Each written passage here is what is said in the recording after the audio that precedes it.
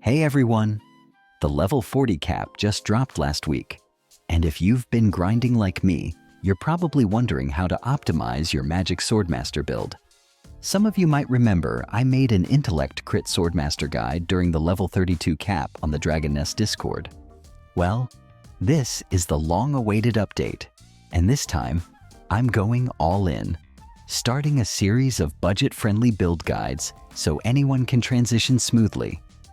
In this video, I'm showing 3 transition builds, 2 based on my old level 32 setup, and 1 completely new budget-friendly build.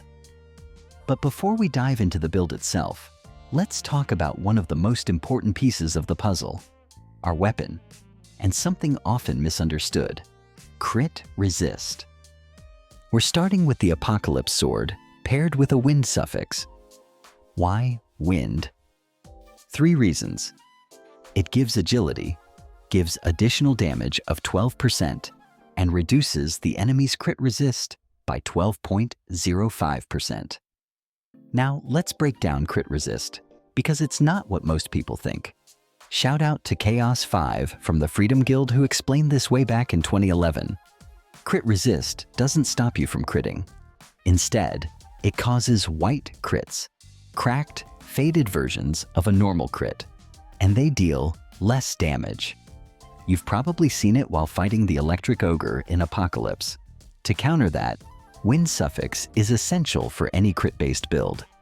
And right now, it's our only reliable source of crit resist reduction.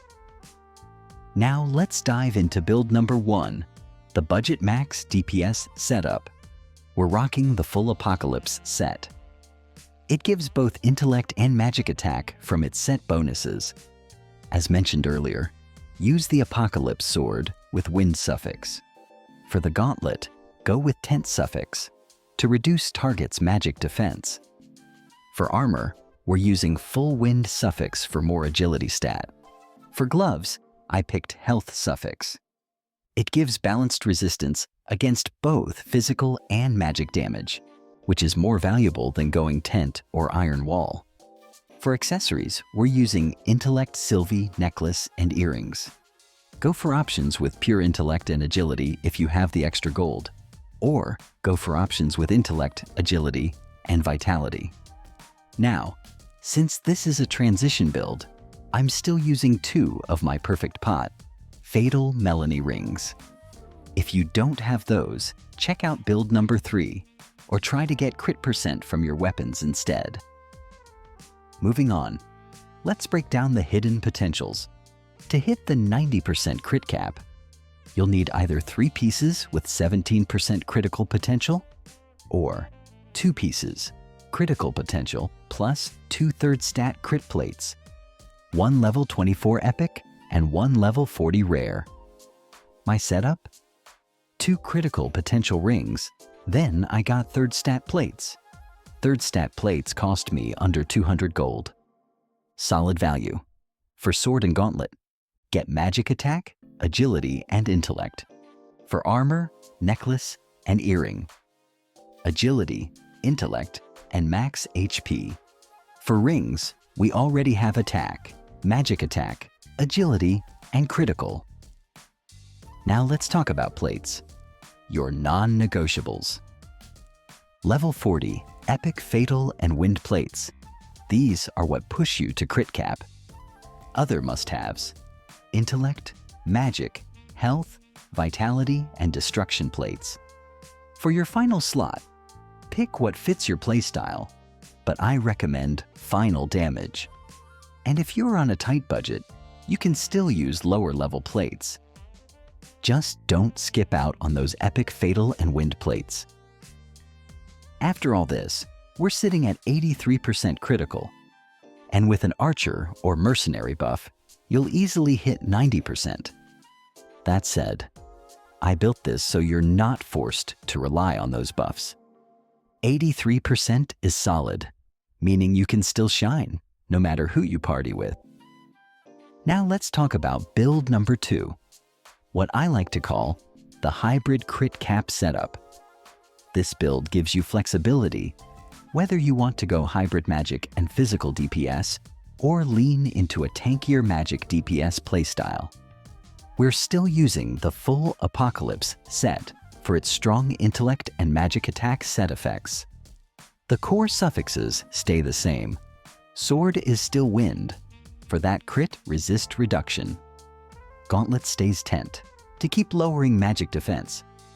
Armors, full wind suffix again to maintain that agility scaling.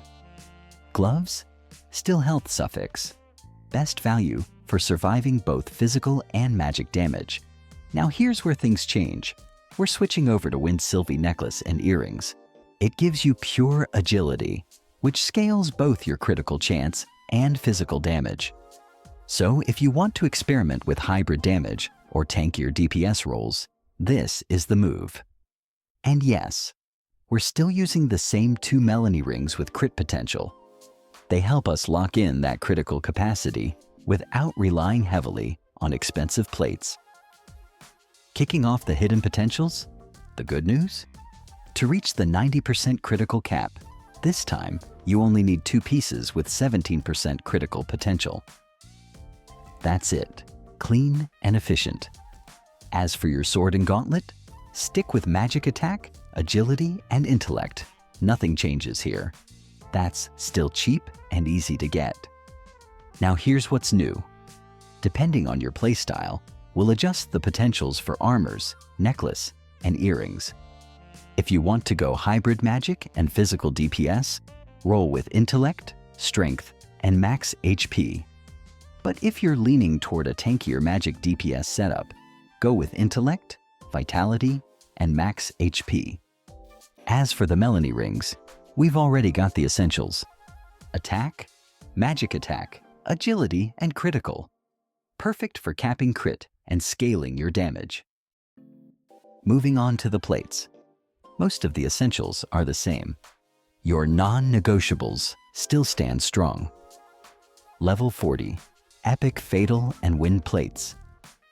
These are what push you straight to crit cap. No shortcuts here. For your core plates, stack up on intellect, magic, health, vitality, and destruction. But here's the twist. If you're leaning into the hybrid magic and physical DPS route, slide in a bear plate to amplify your physical scaling. And just like before, if you're running a tight gold stash, lower level plates are still an option, but you absolutely need to secure those epic fatal and wind plates. They're the backbone of your crit setup. After putting this build together, we're sitting at a clean 84% crit. Just one step closer to the 90% cap. Add an archer or mercenary into the mix, and you'll easily break through that ceiling. But here's the key. This setup was crafted to stand on its own. 84% gives you enough reliability and burst without needing to structure your party around crit buffs. It's flexible, it's efficient, and most importantly, it leaves room to breathe, no matter who's on your team. All right, let's wrap things up with build number 3, aka the Ultra Budget Setup.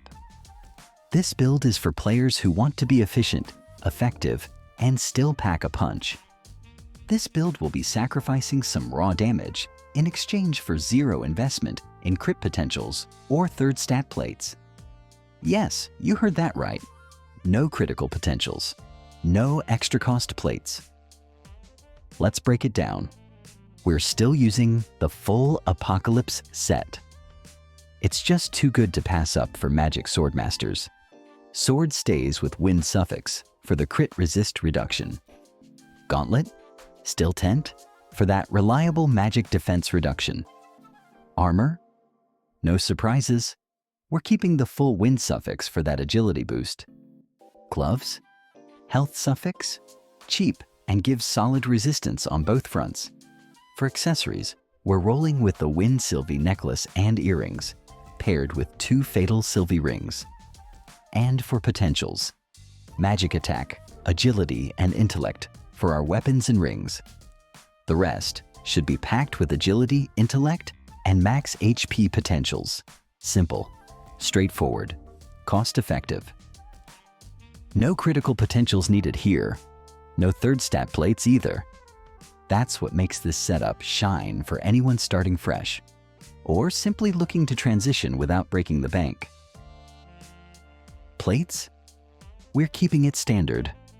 Level 40 Epic Fatal and Wind plates are still non-negotiable to reach decent crit levels. Then fill in the rest with Intellect, Magic, Health, Vitality, Destruction, and optionally Final Damage. This setup lands you at a clean 80% critical. Pair up with either an Archer or Mercenary for buffs, and you'll comfortably hit 90%. Without ever touching critical potentials or high-cost upgrades. It's the definition of maximum value per gold. Perfect for alt characters, fresh 40s, or anyone trying to grind smarter, not harder. Now that we've wrapped up all 3 builds, here's a quick glance of my PvE skill build for Intellect Crit Swordmaster at level 40. This setup is tuned specifically for maximum uptime, strong AoE clear, and crit-focused combos that keep your damage flowing non-stop. Perfect for cutting through mobs and bosses alike. Whether you're running dailies, nests, or challenge parties, this build will help you shine in any PvE environment. And that wraps it up for this video. We've covered 3 solid gear builds for level 40, from budget-friendly setups to crit cap optimized hybrids, plus the PvE skill build to tie it all together.